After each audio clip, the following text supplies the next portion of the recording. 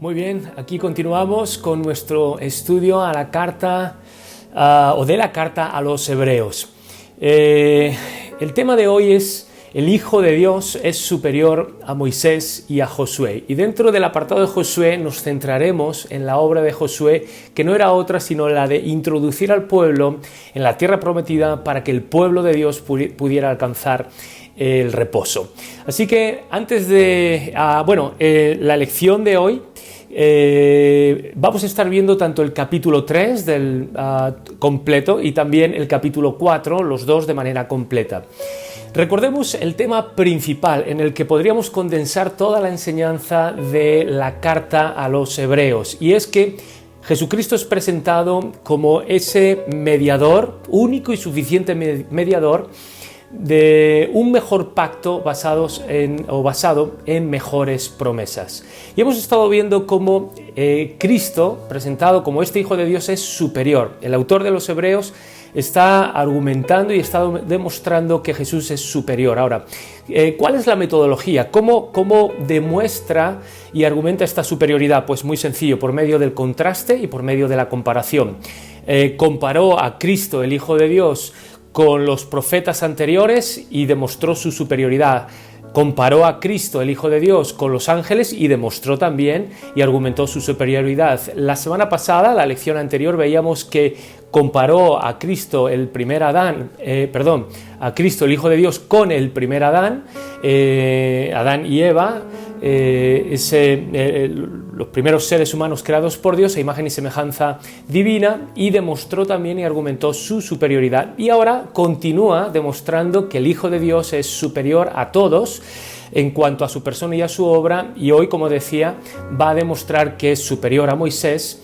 Y vamos a dividir toda esta lección en estos dos grandes bloques. Por un lado, vamos a demostrar y argumentar viendo los pasajes y los versículos de Hebreos capítulo 3, que es superior a Moisés, y lo va a demostrar básicamente, y te lo lanzo de entrada porque va a ser la proposición sobre la cual vamos a estar dando vueltas, y yo creo que si te la lanzo desde el inicio como esa gran propuesta que queremos dejar de inicio y demostrar hasta al final, nos va a ayudar.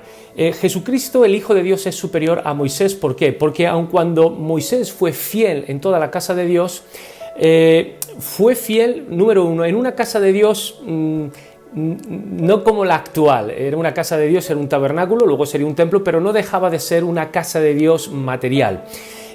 Sin embargo, el Hijo de Dios es fiel en toda la casa de Dios, pero ahora la casa de Dios no está construida de tela como el tabernáculo, de madera o de oro, sino está construida con lo más valioso, con aquello sobre aquello que Dios puso su imagen y semejanza. Es decir, está constituida esa casa de Dios, ahora la iglesia, el pueblo de Dios, por personas. Y el Hijo de Dios es superior a Moisés porque, aunque Moisés, repito, fue fiel en toda la casa de Dios, pero lo fue en condición de siervo, que no deja de ser un empleado, un administrador, un mayordomo. En este caso hemos dicho siervo. Sin embargo, Cristo fue fiel en toda la casa de Dios, no como siervo, sino como hijo, y el hijo es heredero, ya como vimos anteriormente.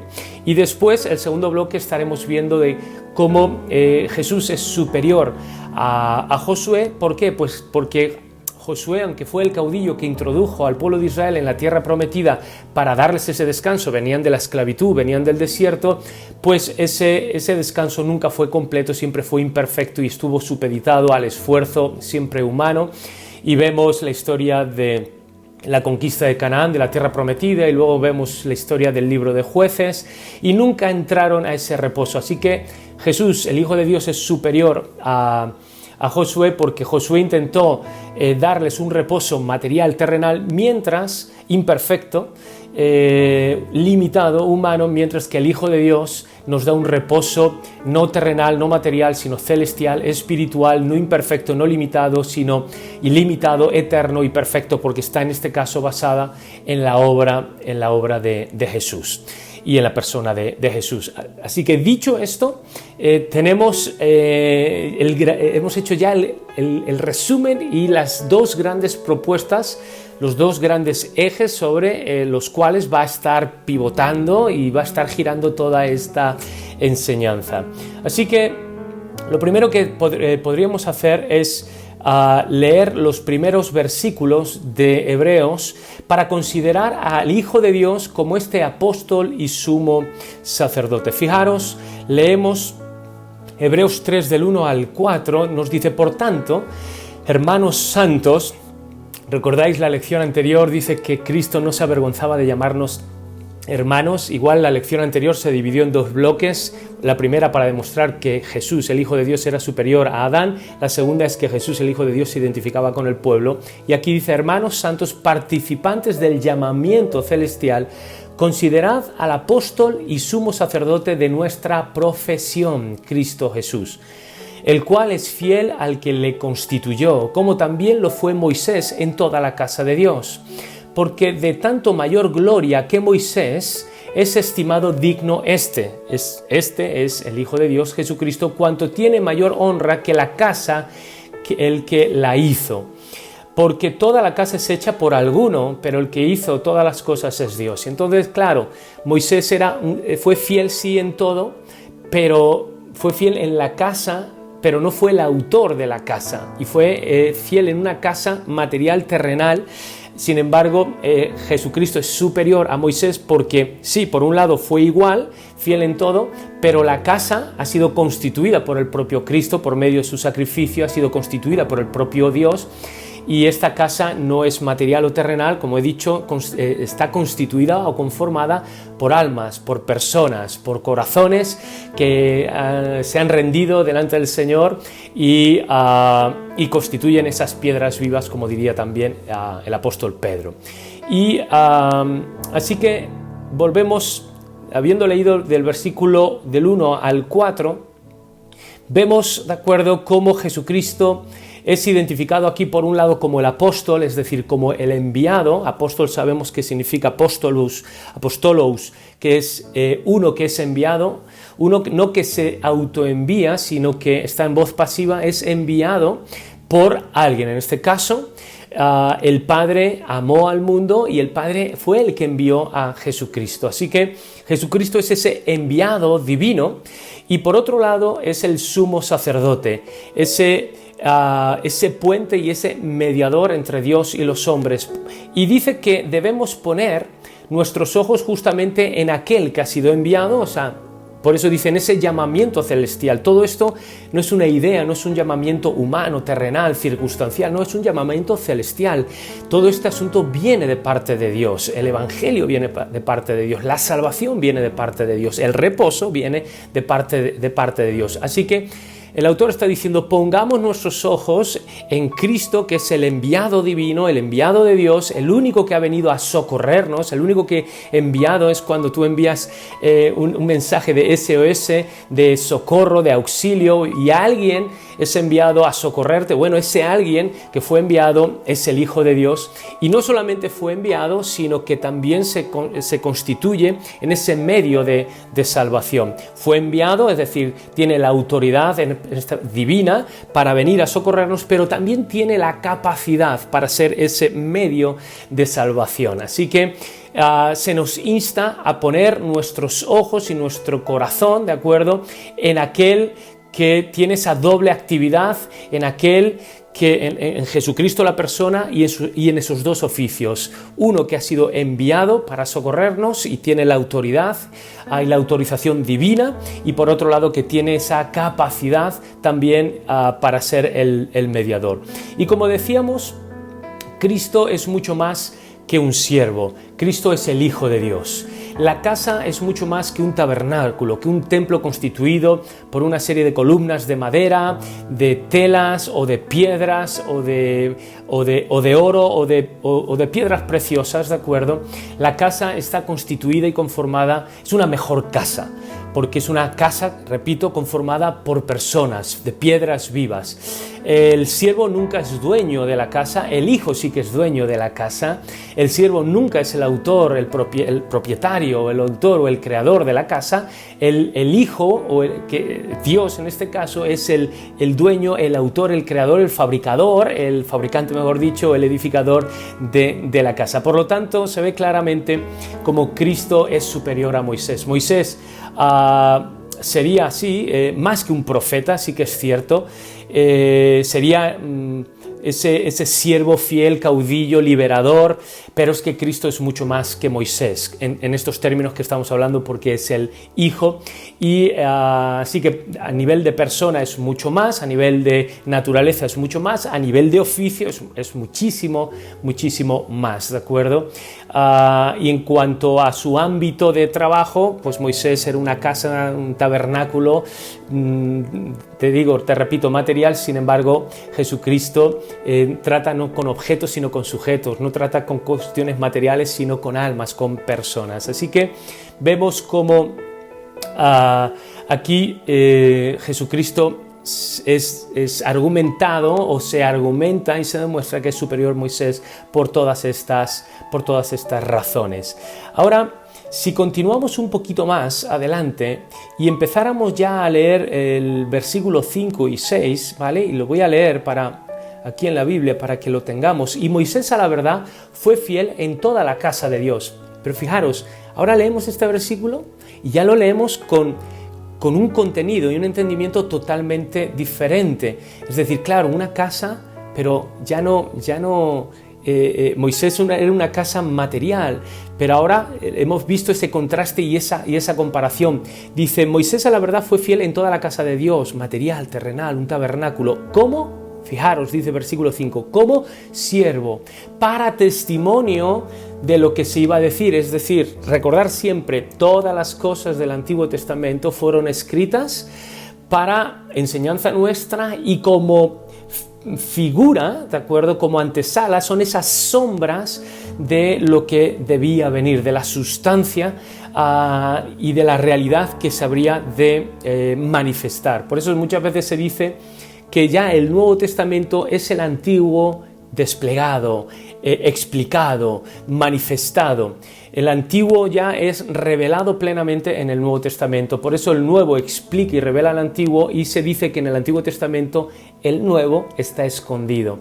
Y una vez que comprendes muy bien el Nuevo Testamento, vas entendiendo también el Antiguo, y a veces viceversa. Entendiendo el Antiguo vas comprendiendo todo ese plan de Dios progresivo y cómo toda esa profecía y esa revelación de Dios apuntaba hacia Cristo Jesús. Así que para leer el Antiguo Testamento necesitamos leerlo siempre a través del prisma y a través del filtro del Nuevo Testamento, siempre del Evangelio y sobre todo de la persona de Cristo Jesús. Esa clave es súper importante, apúntala allí y recuérdala. Así que hemos dicho, versículo 5, lo hemos leído ahora, versículo 6, pero Cristo como Hijo. Y fijaros, no sobre una casa, sino sobre su posesivo, sobre su casa. Moisés era fiel, pero no dejaba de ser siervo, no era el hijo. Jesús es superior. La casa era una casa, la de Moisés material, era un templo material. La de Jesús es eterna, es alma, son corazones, ¿de acuerdo? Sobre su casa, la cual, versículo 6 dice, somos. ¿Quiénes somos? Nosotros. Ahora dice, si retenemos firme hasta el fin la confianza y el gloriarnos en la esperanza. Y otra vez va apelando, luego lo vamos a ver, cómo el reposo solamente descansa, valga la redundancia, el reposo solamente se cimienta, se fundamenta o está cimentado bajo esa obra plena y perfecta. Solamente podemos descansar no en nuestras obras, sino en esa obra perfecta, plena, pura, completa de Cristo Jesús. Y aún así, obviamente, se apela a nuestra responsabilidad. Antes de conocer al Señor, se apela a nuestra responsabilidad de decir, oye, si no conoces al Señor y oyes el Evangelio y ya lo has oído, eres responsable, debes tomar una decisión. Y si antes de conocer al Señor éramos responsables, ¿de acuerdo?, para conocerlo y para responder adecuadamente ante Cristo, el Hijo de Dios, el autor de la salvación, y el Evangelio, que es el mensaje, son las buenas nuevas para esa salvación, oye, cuánto más después de que hemos conocido al Señor necesitamos ser responsables. Si verdaderamente hemos conocido al Señor, vamos a actuar en consecuencia, vamos a responder correctamente, adecuadamente, vamos a actuar responsablemente, y siempre se nos va a exigir incluso mayor o doble responsabilidad, ¿de acuerdo? Porque ya lo conocemos y ya lo hemos visto. Recordar simplemente las palabras de Jesús a los fariseos, decir, mirar, Sodoma y Gomorra, el juicio que ellos van a recibir va a ser menos severo que el juicio que vais a recibir vosotros, porque ellos no vieron, pero vosotros sí que habéis visto. Así que continuamos, ¿de acuerdo? Un versículo que aquí nos podría ayudar mucho en todo esto sería lo que Pablo le dijo a los corintios en 2 Corintios 13:5. Dice, examinaos a vosotros mismos si estáis en la fe, probaos a vosotros mismos. Es decir, debemos examinarnos. Antes he dicho, pues si no estábamos en el Señor, examinar cómo está nuestra vida después de que hemos oído el Evangelio, tomar una decisión responsable, ¿de acuerdo?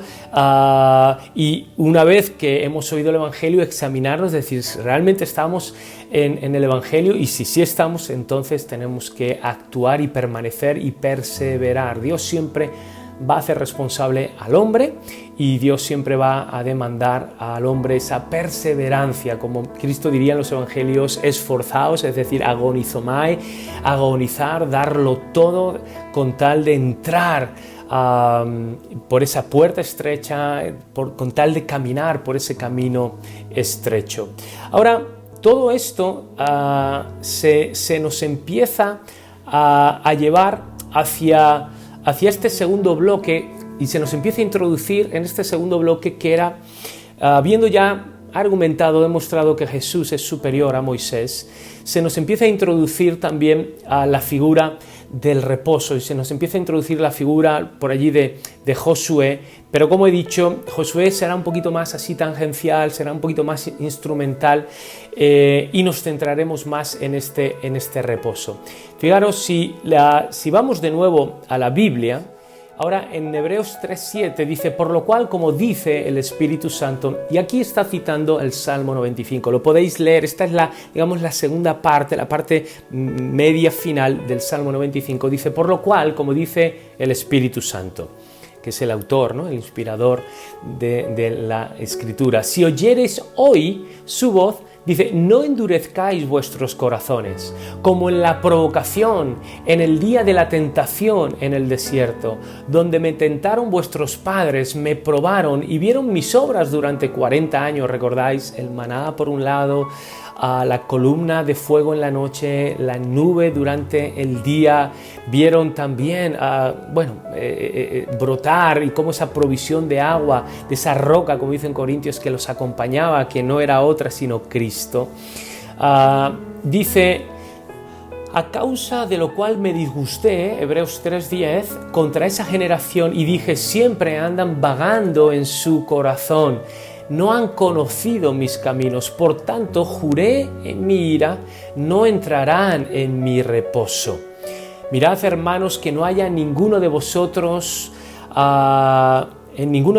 corazón malo de incredulidad para apartarse del Dios vivo. Antes exhortaos los unos a los otros cada día, entre tanto que se dice hoy, para que ninguno de vosotros se endurezca por el engaño del pecado, porque somos hechos participantes de Cristo, con tal que retengamos firme hasta el fin nuestra confianza desde el principio. Apela obviamente a esa responsabilidad del hombre, pero antes está enfatizando, y luego lo explicará con más detalle, lo explicaremos cómo esa responsabilidad, el hombre solamente puede responder a una iniciativa de Dios para descansar plena y confiar plenamente en la obra de Dios y en sus méritos, dejando y renunciando a nuestras obras y a nuestros méritos, porque somos hechos participantes de Cristo, con tal que retengamos firme hasta el fin nuestra confianza desde el principio. Entre tanto que se dice, si oyereis hoy su voz, no endurezcáis vuestros corazones como en la provocación. Y hemos leído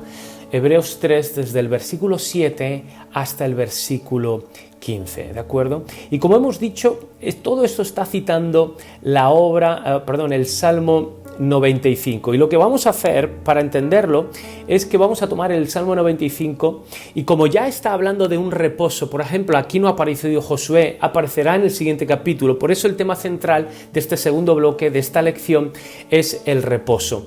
Y lo que vamos a hacer es que vamos a tomar el Salmo 95 y también vamos a tomar de manera cronológica todo este asunto del reposo. Aquí se explica, es mucho más que un día y es mucho más que una actividad humana.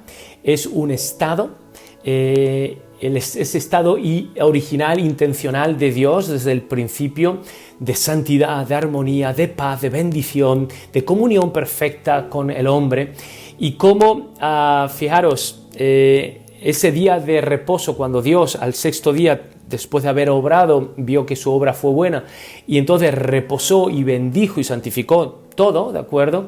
Y ese día de reposo fue roto por una obra humana, una obra de rebelión y una obra pecaminosa, y cómo Dios tuvo que obrar de nuevo para restaurar ese reposo, tuvo que obrar de nuevo para restaurar esa santidad y esa paz que se perdió por causa de la rebelión y del pecado del hombre. Por eso Cristo decía en Juan, dice, mi Padre y yo seguimos trabajando.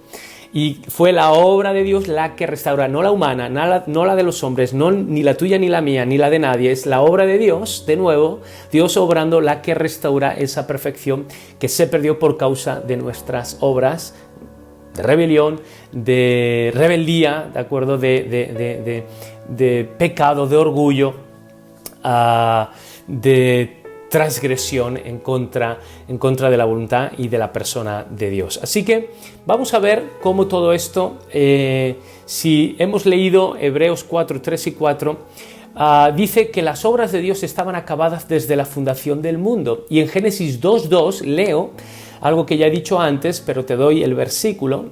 Génesis 2.2, y reposó Dios de todas sus obras en el séptimo día.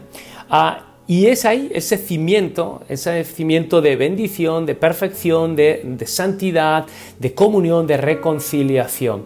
Lo único que nos toca es, nosotros solamente podemos descansar sobre esa obra perfecta.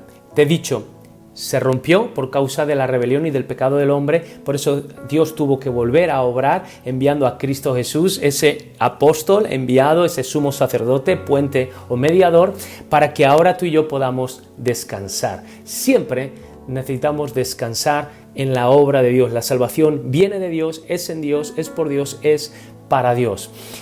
Y por eso necesitamos renunciar a nuestras obras. La cruz se trata de eso, el Evangelio se trata de eso, de renunciar a nuestros méritos, de renunciar a nuestras obras, de renunciar a nuestras bondades y nuestros esfuerzos para descansar plenamente en las bondades, en los méritos, en la obra de Cristo Jesús. Porque nuestros méritos y nuestras obras son limitadas y son impuras y son imperfectas. Sin embargo, la obra de Jesús pues es perfecta, es plena y es pura. Así que nos toca descansar, y es ahí cuando Jesús dijo en la cruz, consumado es tetelestai, cuando Cristo está a punto ya de entrega y dice, encomiendo mi alma, mi espíritu en tus manos, Señor, y dice, consumado es tetelestai. Y esa es la palabra, esa palabra jurídica que cuando un preso en la cárcel tenía escrita todos sus crímenes y sus delitos y venía el precio que había que pagar para su libertad, y si había alguien que quería redimir y liberar a ese preso, pues tenía que ir, leer ante el juez, ante las autoridades, ver todos los crímenes que estaban allí relatados, escritos en ese acta, y pagar el precio. Bueno, pues Cristo pagó por el precio de todos nuestros delitos que estaban en ese acta. Por eso Pablo dirá en Colosenses, dice, ese acta que nos era contraria, ese acta judicial donde estaban puestos y escritos todos nuestros delitos y todas nuestras transgresiones, y ese acta era contraria a nosotros, pues Cristo la vio y dijo, yo pago el precio fue su propia vida, fue un precio de muerte, un precio de sangre, y se puso ese sello de consumado es, y ahora Cristo nos redimió, nos compró. Y curiosamente esas actas se escribían sobre papiro, una especie de papel vegetal, y se escribía no con una tinta que tuviera ácido para que fuera permanente, sino se escribía con una tinta que simplemente al agua, por así decirlo, y con una esponja se podía tomar, y ese acta donde estaba escrito, en ese acta de papiro donde estaba escrito con esa tinta al agua, pues con esa esponja con agua se borraban y quedaba totalmente limpia, ¿de acuerdo? Bueno, pues eso es lo que Jesús hizo por nosotros. Así que en Génesis ya se nos habla acerca de ese primer reposo que fue roto por el pecado del hombre y que Dios tuvo que volver a actuar para restaurar ese reposo, ¿de acuerdo? Y decir, bueno, toda mi obra es buena, perfecta, y ahora el Padre miraba no sobre la obra de Génesis creacional, sino sobre la obra del Calvario, diciendo, la obra que yo he hecho a través de mi Hijo y la obra que mi Hijo ha hecho es perfecta, es buena, y a través de esa obra se volvió a restaurar el reposo. Ahora seguimos un poquito más allá con el pueblo, la obra de Dios a favor de Israel. Hemos leído cómo fue liberado de Egipto, anduvo en el desierto, tuvo la oportunidad de entrar a la tierra prometida, de entrar a ese reposo, pero vemos que no entró debido a... Tenemos esa historia, ese pasaje de Cades Barnea en los capítulos 13 y 14 de Números, cuando el pueblo, antes de entrar, Moisés envía 12 espías y sabemos 10 de ellos dicen es imposible, minimizaron la voluntad de Dios, minimizaron el poder de Dios, minimizaron los planes de Dios, minimizaron a Dios mismo, maximizaron a los enemigos, los vieron como gigantes, indestructibles, invencibles, se minimizaron a ellos mismos. Nosotros somos como piojos, como langostas, como saltamontes, nos van a aplastar. Y solamente dos, que eran Josué y Caleb, dijeron no, más, si Dios está con nosotros, más nosotros podemos, si esto forma parte de la voluntad de Dios, adelante. Es decir, 10 fueron incrédulos, no le creyeron a Dios, se rebelaron, provocaron a Dios y Dios los castigó durante 40 años a dar vueltas por el desierto hasta que toda esa generación murió. Y de hecho fueron los jóvenes de menos de 25 años los que entran, ni siquiera, fijaros, en el desierto se habían circuncidado. O sea, cómo se olvidaron de Dios, cómo se volvieron unos incrédulos en el desierto. Ni siquiera esos padres rebeldes, incrédulos, que no le creyeron a Dios, que no entraron a la tierra prometida para entrar en ese reposo, recordar que salían de Egipto, a recordar que venían de la esclavitud, que Dios les estaba dando la oportunidad de reposar en una nueva tierra de bendición, pues los padres fueron rebeldes al grado, incrédulos, desobedientes, provocaron al Señor. En otros pasajes de la Escritura, como en la defensa de Esteban, se nos dice que provocaron al Señor porque adoraron a otros dioses, nunca adoraron al Señor, al grado que ni siquiera circuncidaron a sus hijos y no les hicieron formar parte del pacto, porque luego, cuando Josué entra a la tierra prometida en Gilgal, capítulo 5 de Josué, ellos tendrán que ser circuncidados. Y acuérdate de este detalle porque lo vamos a retomar. Así que, por causa de la incredulidad, de la desobediencia, de la rebelión, no entraron a la tierra prometida, perdieron esa oportunidad, endurecieron su corazón, fueron unos incrédulos, y lo que vemos que la raíz de todo esto fue incredulidad, que se tradujo, como hemos dicho, en desobediencia, en rebelión, en provocación al Señor, ¿de acuerdo? Así que por eso aquí se le está diciendo otra vez a los hebreos, dice, no cometáis los mismos errores. Ahora tenéis la oportunidad de entrar en un reposo mucho mejor. Recordad, Jesucristo, único y suficiente mediador de un mejor pacto. Podéis entrar a un reposo mucho mejor, un reposo que es mucho más allá y es superior a un reposo terrenal. Vosotros buscabais un reposo terrenal, sí, el pueblo de Israel esperaban a un Mesías militar, un Mesías que los iba a liberar de la opresión y de la esclavitud al que los romanos les tenían sometidos, pero dice, no, es mucho mejor, es algo eterno, no es terrenal, no es temporal, es celestial, es espiritual. Nada, no hubo manera.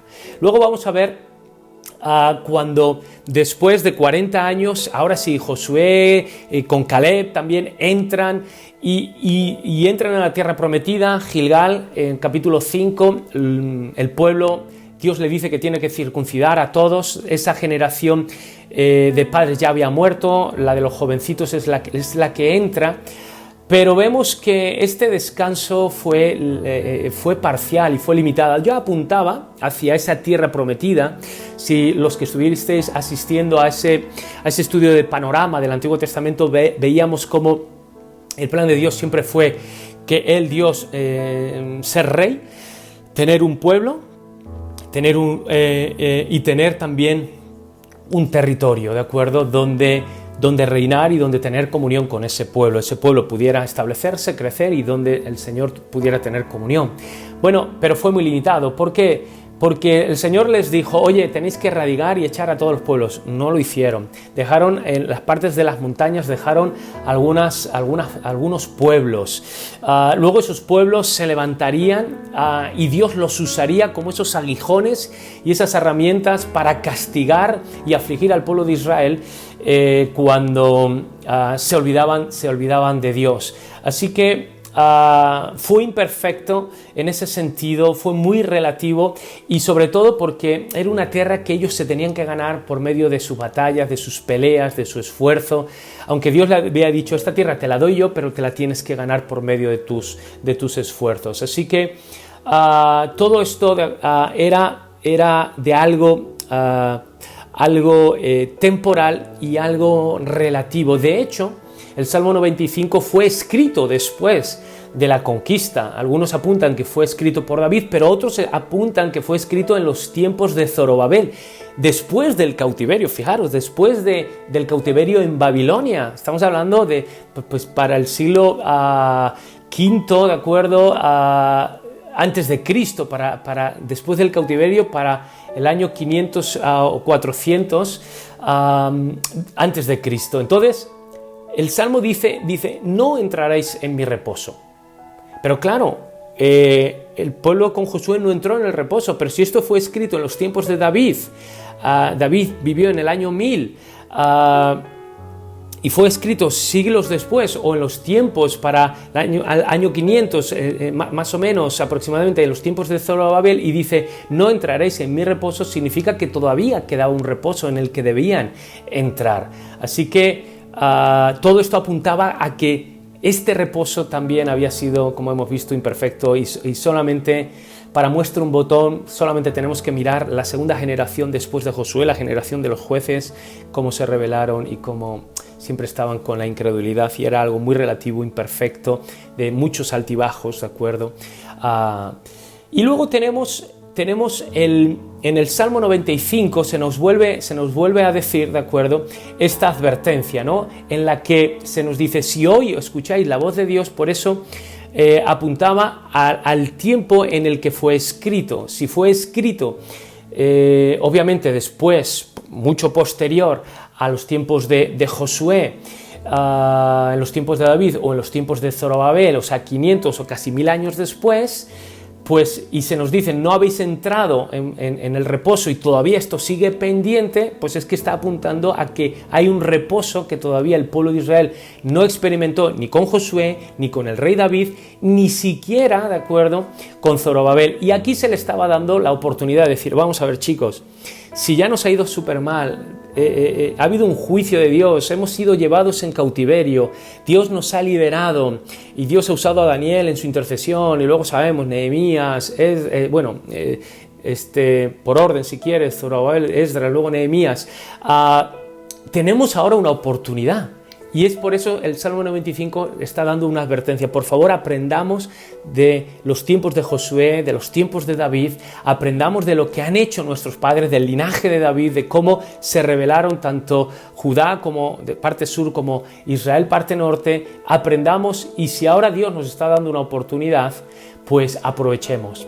Desgraciadamente, el pueblo de Israel no aprovechó esa oportunidad, y ahora el autor de los Hebreos está retomando ese mismo Salmo 95 diciendo, por favor, aprovecha la oportunidad que se le dio al pueblo, bueno, a la raza humana, ¿no? Desde Génesis hemos leído, luego con Moisés, luego con Josué, si quieres con el rey David, con ese linaje real, después de la liberación del cautiverio de Babilonia, a aprovechar. Y si hoy estás escuchando la voz de Dios y te das cuenta que ese reposo puede venir a través no de nuestros esfuerzos ni de nuestra obra, y de nuestras vidas o personas, sino a través de la vida y de la persona de Jesús y de su obra, no endurezcas tu corazón, ¿de acuerdo? Ahora solamente en Cristo encontramos ese reposo. Entonces vamos a ver las condiciones que necesitamos para alcanzar ese reposo, que solamente hemos establecido de manera muy clara que solamente en Cristo y por medio de Cristo el hombre puede volver a tener esa paz para con Dios, esa reconciliación para con Dios, puede volver a tener ese reposo. El hombre descansa nuevamente cuando descansa en Dios, porque fuimos creados por Dios y fuimos creados para Dios. Por eso solamente en Dios es que nuestra alma descansa. Por lo tanto, cuando renunciamos a nuestras obras y renunciamos a este mundo y a lo material y a este siglo para confiar en el reino de Dios, en el Evangelio y en la persona de Cristo, es que nuestras vidas vuelven a descansar.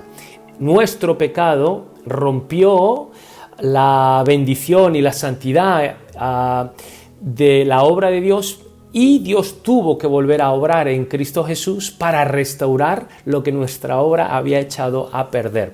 Por eso es solamente a través de la persona del enviado divino, el apóstol, del mediador, sumo sacerdote, y de la obra de Cristo, ¿de acuerdo?, es que nosotros podemos volver a descansar. Ahora, ¿cuáles son las condiciones para alcanzar este reposo? Bueno, y aquí ya entraríamos en el capítulo 4, ¿de acuerdo? Bueno, pues se nos va diciendo algunas que ya hemos soltado, ¿de acuerdo?, pero que las vamos a poner un poquito ahora en orden. Número 1, tenemos que aborrecer esa tendencia de ese corazón malo, carnal, frente a la revelación de Dios, para volverse un incrédulo, para no creerlo, para ser un provocador, para decir no me interesa, voy a hacer mi propia voluntad. Dice, por favor, que no haya un corazón malo dentro de vosotros que sea movido, o un corazón malo, incrédulo, que se rebele contra Dios y que provoque al Señor. Así que lo primero que tenemos que hacer es quitar esa incredulidad de nuestro corazón, ese corazón malo, ¿de acuerdo?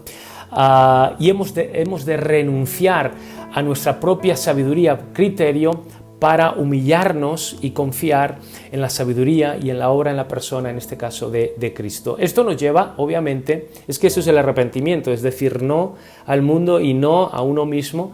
Primero hay que volverse de para después volverse a. O sea, no puede haber arrepentimiento si no decidimos volvernos de y apartarnos de y alejarnos de.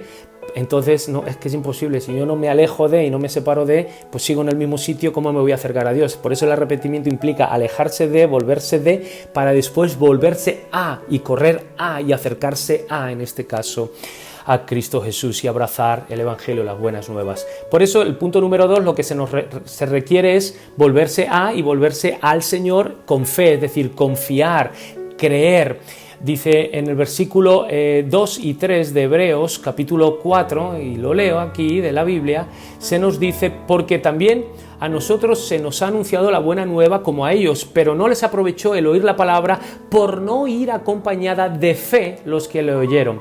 Pero los que hemos creído sí que hemos entrado en el reposo. ¿Lo veis? Entonces, ¿qué es lo que se nos demanda? Volvernos de la incredulidad, apartarnos de ella y luego acercarnos a Dios con fe. Porque si no, es imposible que entremos en ese reposo. Si no vamos a confiar en el Señor, Dios puede obrar mucho, pero si nosotros no le creemos y nosotros no lo abrazamos, entonces no se hace eficaz esa obra de Cristo en nuestras vidas. Y recordando que la fe no es algo bueno que yo hago para ser salvo, sino todo lo contrario, es el no hacer nada y el reconocer que no hay nada bueno que yo pueda hacer y no hay nada bueno en mí que me permita ser salvo. La fe no es una obra meritoria, de hecho la fe no es una obra, porque si fuera una obra sería meritoria y demandaría una paga. La fe no es una obra, no entra en la categoría de las obras, por eso siempre se compara las obras, se contrasta las obras con la fe como dos cosas diferentes. Es que la fe no es meritoria, la fe no exalta al hombre, la fe siempre exalta a Cristo Jesús. La fe nunca pone los ojos en uno mismo, sino la fe salvífica siempre obviamente pone los ojos en Cristo Jesús, ¿de acuerdo? En tercer lugar, se ha de manifestar diligencia, ¿de acuerdo? Es decir, si hemos oído, nos hemos apartado de la incredulidad, nos vamos a acercar al Señor con fe, entonces debemos ser prestos. Si hoy, no lo dejes para mañana, sé diligente, ¿de acuerdo? Ten esa prontitud para acercarte al Señor. Y después, ¿de acuerdo? Es decir, esta palabra que ahora se utiliza mucho, procrastinar, ¿no? Es decir, dejar las cosas para mañana, posponer las cosas. No. Es ahora, hoy. Hay un sentimiento no solamente de importancia, un sentido no solamente de importancia, sino también de urgencia, ¿de acuerdo? Y luego ya terminamos este estudio viendo los versículos del 12 al 16, lo que Dios ha provisto para nosotros. Es decir, cuando nosotros nos damos cuenta de los engaños de nuestro propio corazón. Maldito el hombre que confía en su propio corazón, ¿no? Perverso y engañoso. Cuando vemos nuestra propia incredulidad, desobediencia, la provocación que le hemos hecho al Señor, nos arrepentimos de todo eso y nos acercamos de una manera positiva, afirmativa, definitiva, nos acercamos a ese enviado divino, al apóstol, y a ese mediador, a ese sumo sacerdote que intercede por nosotros, se nos dice que se nos da una serie de bendiciones y de provisiones. Lo primero es que se nos da y se nos dice que la palabra, y lo quiero leer, ¿de acuerdo? Capítulo 4, del 12 en adelante, dice: procuremos pues entrar en aquel reposo para que ninguno caiga en semejante ejemplo de desobediencia. La palabra de Dios es viva y eficaz, más cortante que toda espada de dos filos, penetra hasta partir el alma y el espíritu, las coyunturas y los tuétanos, discierne los pensamientos y las intenciones del corazón. Y no hay cosa creada que no sea manifiesta en su presencia, antes bien todas las cosas están desnudas y abiertas a los ojos de aquel a quien tenemos que dar cuentas. Entonces, si os dais cuenta, habla acerca de la palabra. Es muy curioso porque esa primera generación que entró a la tierra prometida con Josué no estaba circuncidada y tuvieron que usar, digamos, esa espada o esas piedras cortantes, pero esa herramienta cortante para circuncidar, en este caso, sus cuerpos. De la misma manera, nosotros tenemos que circuncidar nuestro corazón, y eso es por medio de la palabra. La palabra, el Evangelio, es aquello que corta y que marca nuestra vida y circuncida nuestro corazón. Y luego utiliza un lenguaje muy levítico, porque cuando los sacerdotes abrían en canal pues los animales para luego ser sacrificados, los abrían en canal por la mitad para sacar las vísceras, sacar luego la grosura, las vísceras y el estiércol, pues desecharlo, y luego la grosura de los riñones, del hígado, de los intestinos, pues para quemarlo, ¿no? a fuego, y que subiera como un olor grato. Pues esa misma espada que usaban los sacerdotes para abrir en canal y manifestar todo lo que había dentro del interior del animal, es la misma palabra que nos abre en canal y manifiesta. Y ahí, cuando leemos la palabra, es como un espejo, como diría Santiago, que nos revela todo lo que hay en nuestro interior y discierne, ¿no? Las intenciones de nuestro corazón, las motivaciones de nuestra alma, nos desnuda. La palabra de Dios es viva y eficaz, es inspirada, lleva el aliento divino. Y cuando leemos la palabra, un autor dijo: no es tanto que nosotros leemos a Dios, sino que Dios nos lee a nosotros a través de su palabra y conoce lo más profundo de nuestro corazón. Ahora, el segundo beneficio, ¿de acuerdo?, es que tenemos ese gran sumo sacerdote compasivo y poderoso para socorrernos.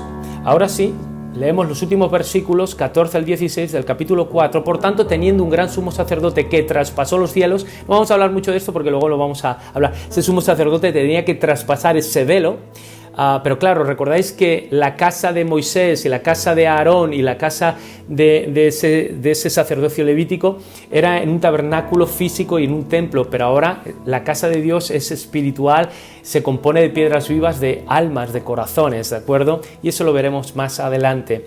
Pero teniendo este sumo sacerdote que traspasó los cielos, Jesús, el Hijo de Dios, retengamos nuestra profesión de proferir, o sea, de lo que proferimos, de lo que decimos, de lo que confesamos, porque no tenemos un sumo sacerdote que no pueda compadecerse de nuestras debilidades, sino uno que fue tentado en todo según nuestra semejanza, pero sin pecado. Versículo 16: acerquémonos pues confiadamente ante el trono de la gracia para alcanzar misericordia y hallar gracia para el oportuno socorro. Si os dais cuenta aquí, el segundo beneficio, el primero era la palabra, que circuncida nuestro corazón, nos sella con el Evangelio y también discierne y expone todo nuestro interior.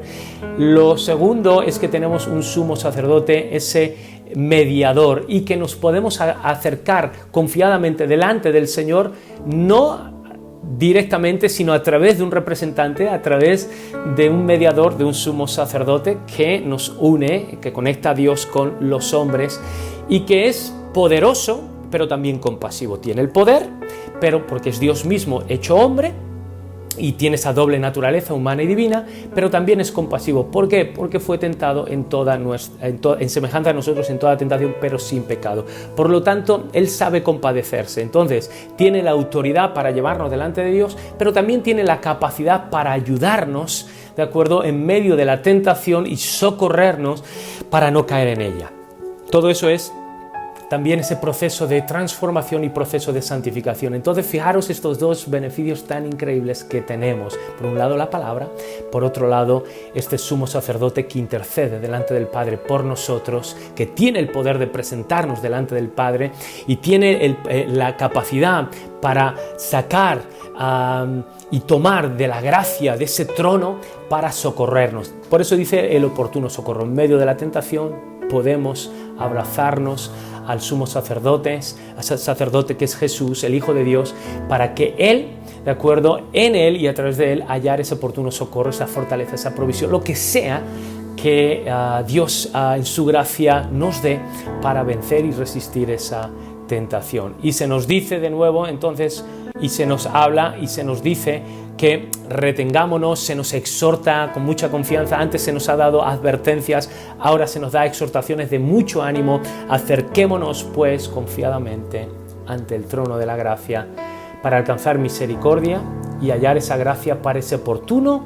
socorro. La misericordia porque no se nos da lo que merecíamos, un castigo, y la gracia porque se nos da lo que no merecíamos, que era la salvación.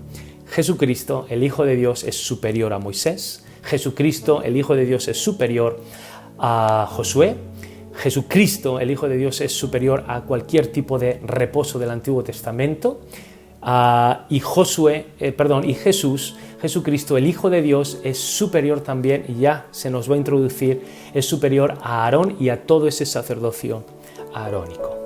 Y ya está, ¿vale? Vamos a orar y dar gracias a Dios. Padre, te damos gracias por haber enviado a tu Hijo Jesús, ese apóstol enviado, ese sumo sacerdote, puente, mediador, superior a Moisés, superior que a la casa o el tabernáculo, el templo del Antiguo Testamento físico y material, también superior a Josué, que nos da ese verdadero reposo en ti y a través de ti, por ti, Jesús, es que tenemos paz para con Dios, gracias a tu obra.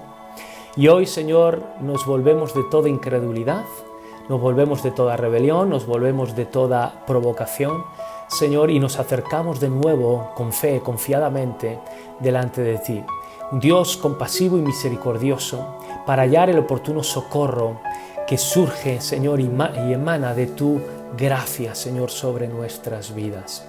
Que tu palabra circuncide nuestros corazones y que tu palabra también nos exponga en canal y deje de manifiesto todo lo que hay dentro de nuestro corazón y de nuestro interior. Te damos gracias porque en ti, Jesús, en tu persona y en tu obra encontramos reposo y encontramos paz y seguridad. En el nombre precioso de Jesús, y todos decimos amén. Deja tu amén allí y deja, si quieres, un comentario de alguna cosa que te haya llamado la atención, te haya impactado, y espero que no tengas la cabeza como un bombo y que no vayamos a estallar. Os amamos mucho, Iglesia Roquera. El siguiente ya nos emplazamos a la siguiente semana y siguiente lección.